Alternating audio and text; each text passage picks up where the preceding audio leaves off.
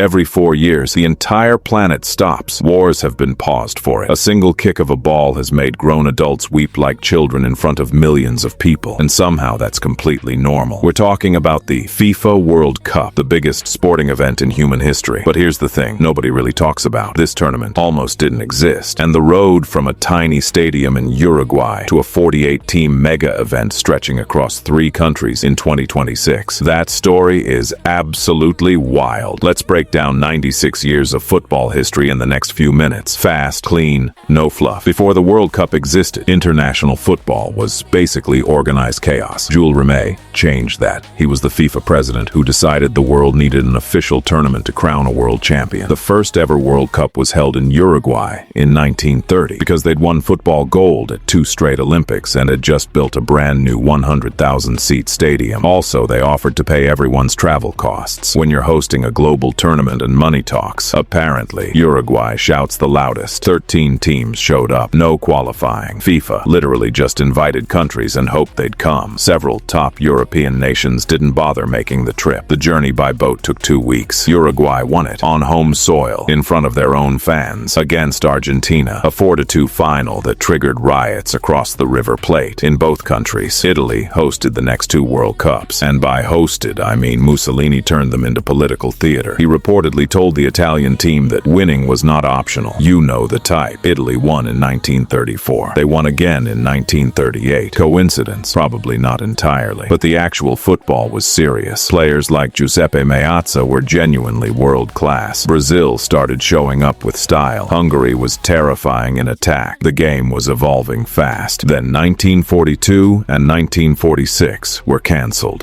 A little thing called World War II got in the way. The World Cup went quiet for 12 years. When it came back in 1950, the world had changed, and so had football. Brazil hosted 1950, and they were so confident of winning that they built a 200,000-seat stadium specifically for the final. In theory, Brazil would waltz to glory in front of their home crowd. In practice, Uruguay had other ideas. The final match, technically a final round group game, but functionally the final, saw Uruguay beat Brazil 2-1 in the Maracanazo in front of nearly 200,000 Brazilian supporters. It's still called the Maracanazo, the catastrophe. The captain, Obdulio Varela, is said to have stuffed the Brazilian newspapers, mocking Uruguay, into his shoes that morning so his teammates wouldn't read them. Brazil's obsession with winning the World Cup at home. That moment explains everything. This is the era when the World Cup became truly global, and it produced some of the greatest football ever played. Hungary in 1954 were considered unbeatable. They'd gone 4 years without losing a single match. They absolutely demolished England 6-3 at Wembley, which, for England fans, remains a trauma that has never fully healed. Then, West Germany beat them in the final. Hungary had beaten Germany 8-3 in the group stage days earlier. The same tournament, the rematch. West Germany won. Then came Pelé. In 1958, a 17-year-old from Brazil